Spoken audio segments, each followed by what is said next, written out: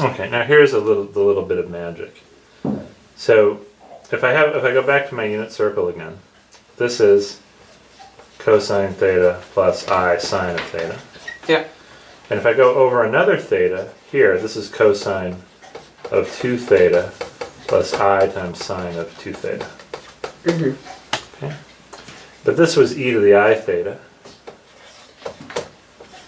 And this is e to the I times 2 theta, which is just e to the I theta squared. Because what happens when you square in an exponential? It just multiplies. Multiplies the power.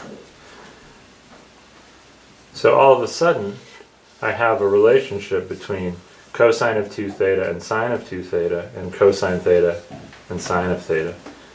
It comes from squaring this expression. But you know how to do that already.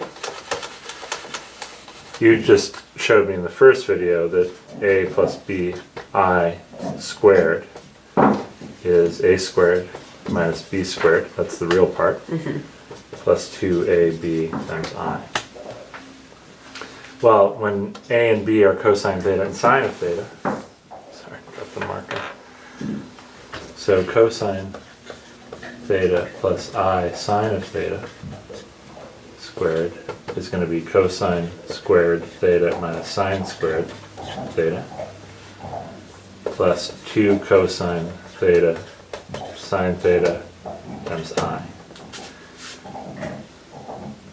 So there's my expression that equals cosine of 2 theta.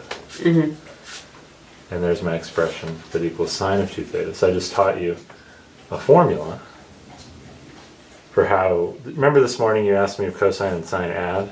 Yeah. They don't.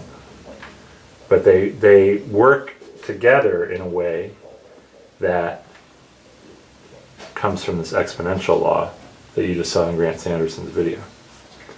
Okay, and now I'm going to show you how to use this formula just in a couple examples. All right. Okay?